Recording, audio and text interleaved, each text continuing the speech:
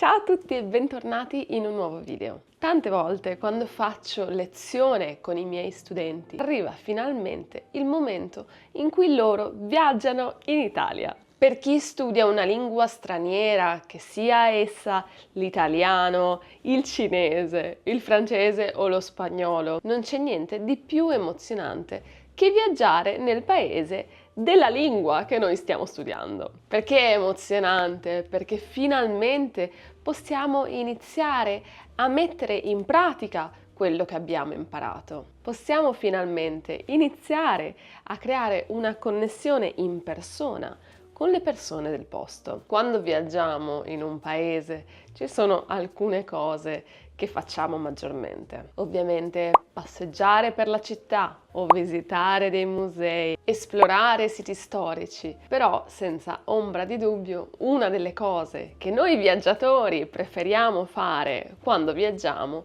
è quella di provare il cibo del posto, di andare al ristorante, di andare al bar, di andare in una caffetteria, parlare con i camerieri, ordinare il cibo nella lingua locale, assaporarlo. Immergersi nel mondo culinario di un paese è forse una delle cose più divertenti ed emozionanti che possiamo fare. Detto questo, quando uno dei miei studenti decide finalmente di andare in vacanza, spesso una delle lezioni che mi viene richiesta prima della vacanza è una lezione su come ordinare il cibo al ristorante. Moltissime persone che studiano l'italiano sanno che I want è io voglio e I would like è io vorrei. Al ristorante possiamo usare queste due forme, anche se sconsiglio l'utilizzo del io voglio perché è un po' forte, suona troppo come un ordine, un'imposizione. Vorrei invece è assolutamente versatile in tantissime situazioni, non solo al ristorante ma anche nel negozio di vestiti o in altre circostanze. Ad ogni modo, utilizzare sempre vorrei ci fa sentire forse che il nostro linguaggio non è abbastanza esteso, abbastanza vario. Per questo motivo in questo video voglio insegnarvi delle alternative al io voglio o io vorrei che potete utilizzare al ristorante. Queste espressioni sicuramente vi aiuteranno ad ordinare al ristorante, a rendere questo momento un po' più naturale ed ad esprimere i vostri desideri o necessità nella maniera più cordiale e gentile possibile. Per ogni alternativa ovviamente farò un esempio. Se siete pronti per iniziare, cominciamo! Come vi dicevo, sconsiglio l'utilizzo del io voglio. È troppo forte, è un po' scortese. Al contrario, consiglio assolutamente l'utilizzo del vorrei. Quindi prima di iniziare con le vere alternative, vediamo vorrei in un esempio. Buongiorno, per cortesia, vorrei un appuntamento con il professore. Vorrei un tè.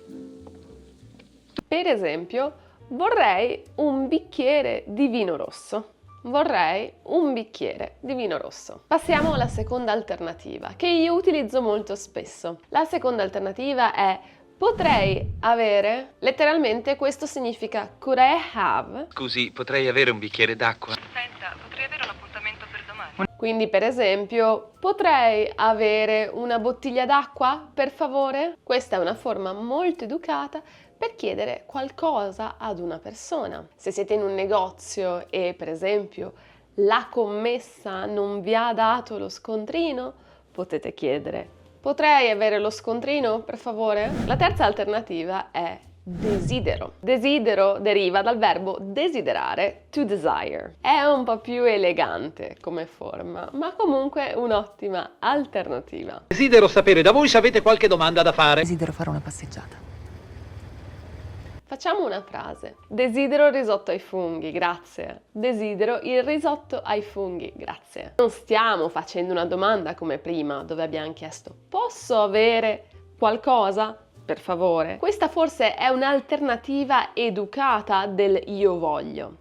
Io desidero. Non è una domanda, state dicendo che cosa desiderate, quindi in questo caso possiamo mettere il grazie dopo piuttosto che il per favore. Un'altra alternativa è Mi piacerebbe. Mi piacerebbe potete utilizzarlo sia con un verbo sia con un sostantivo dopo. Anche se forse al ristorante penso che sia meglio aggiungere un verbo. Mi piacerebbe vedere Fontana di Trevi. Mi piacerebbe avere il logo con il lettering e poi uno sfondo damascato.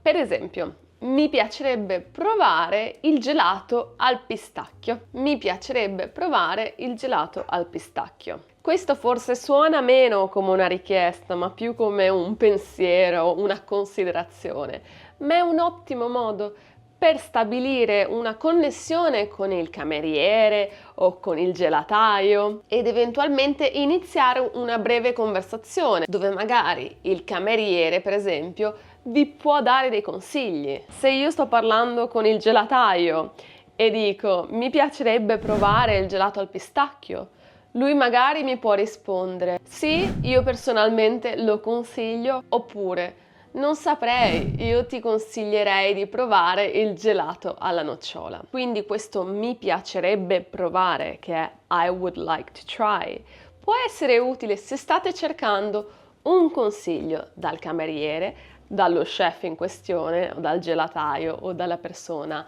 nel contesto in cui ci troviamo. Un'altra alternativa molto gentile è gradirei. Gradire è un po' come il verbo piacere oppure come il verbo apprezzare. Però gradirei che per il resto della settimana lei si concentrasse di più su quello che la maestra di ruolo le ha lasciato scritto sul libro di testo.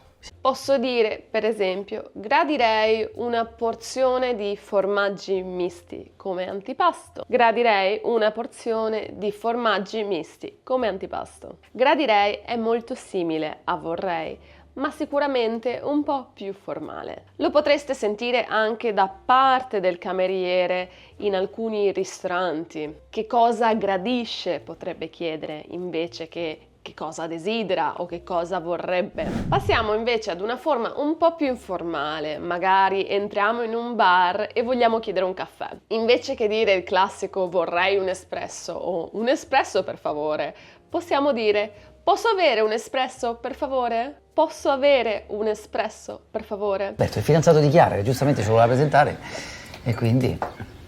Posso avere anch'io uno spritz? Scusi, posso avere un altro mojito? È sicuramente una forma un po' più informale, ma comunque educatissima. Passiamo alla prossima, che è sarebbe possibile avere. Questo magari non lo usiamo se vogliamo chiedere una cosa del menù, lo usiamo per chiedere qualcosa che non è esplicitamente scritto nel menù o che non è così ovvio da ordinare. Facciamo una frase.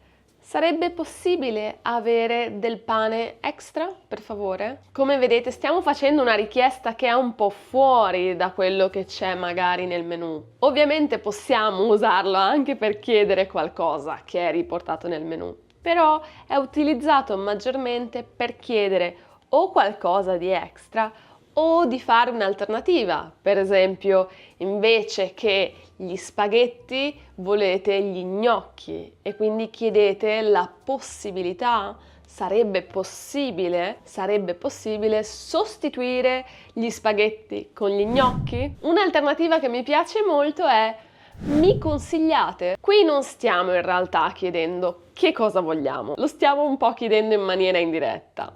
È più una maniera per dire mi piacerebbe provare questo, ma vorrei chiedere un po' la tua approvazione. È buono o non è buono? È un ottimo modo per chiedere un consiglio al cameriere in merito ad un piatto o ad una bottiglia di vino o a qualcos'altro. Sicuramente un ottimo modo se volete praticare un po' di conversazione e di ascolto, perché sicuramente il cameriere vi risponderà con i suoi consigli. È un'opportunità ottima per provare a capire quello che sta dicendo il cameriere. Un'altra forma che noi italiani tendiamo ad utilizzare è opterei per. In realtà il verbo optare significa scegliere fra due o più alternative. Ad ogni modo, se noi leggiamo il menù di un ristorante, dobbiamo comunque fare una scelta. Per questo motivo potreste sentire qualche italiano dire opterei per il salmone al forno, grazie.